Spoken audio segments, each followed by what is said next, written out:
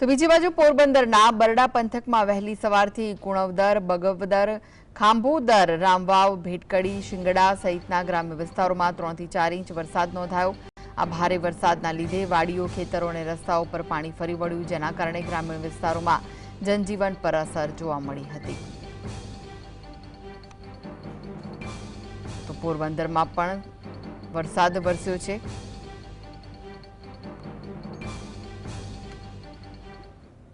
તો આ વિશે વધુ માહિતી માટે જોડાઈ ગયા છે પોરબંદરથી સંવાદદાતા વિપુલ। પોરબંદરના બરડા પંથકમાં પણ વહેલી સવારથી જ વરસાદી માહોલ જોવા મળ્યો હતો। શું વિગતો મળી રહી છે? હા, ચોક્કસ જણાવ્યું કે ગત રાત્રિથી પોરબંદર શહેરમાં ધીમી ધારે વરસાદ શરૂ થયો હતો, એટલે જેને લઈને શહેર પોરબંદરમાં પણ 2 ઇંચ જેટલો વરસાદ ધીમી ધારે વરસ્યો હતો।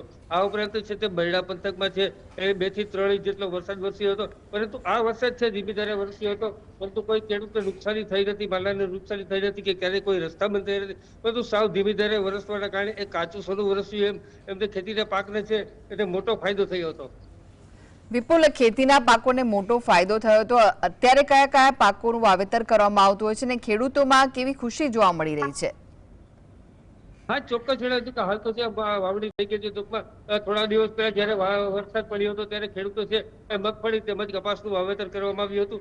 તે કપાસને હવે કપાસ તેમજ મગફળીને તે પાણીની જરૂરિયાત લાગતા હવે સમયસર જ વરસાદ પડ્યો હતો અને તે ખેડૂતો માટે કાચું સોનું વરસ્યું તેમ પોતે પાકને મોટું જીવતદાન મળ્યું હતું। જી, પોરબંદર અને આજુબાજુના ગામડામાં એવા કયા કયા વિસ્તારો છે જ્યાં વધુ વરસાદ વરસ્યો હતો? હા, ચોક્કસ જણાવ્યું કે પોરબંદરના બરડા પંથકમાં નાટકા, બખરલા, મોઢવાડા, સિંગડા, સિસલી તેવા વિસ્તારમાં ત્યાં સારા વરસાદ વરસ્યો હતો, જેને લઈને એક નદીમાં નવા નીરની આવક થઈ હતી અને ખેતરની આજુબાજુમાં પાણી ભરાયેલું હતું, તેને લઈને પણ ખેડૂતોને ખેતીની જમીનમાં ફાયદો થાય છે। જી, શું ક્યાંય પાણી ભરાવાની સમસ્યા સામે આવી છે ખરી? હા, ચોક્કસ જણાવ્યું કે હાલ તો કોઈ પાણી ભરાવાની સમસ્યા સામે આવી નથી, પરંતુ ખેતરો તે પાણીથી ભરાઈ ગયા છે, પરંતુ તેને લઈને ખેડૂતોને ફાયદો થાય છે, તે નુકસાનકારક નથી, પરંતુ કોઈ રસ્તા બંધ થઈ હોય કે ક્યાંય પાણી ભરાયા હોય તેવા હજુ કોઈ બનાવ બન્યા નથી। જી, આભાર વિપુલ સમગ્ર માહિતી આપવા માટે।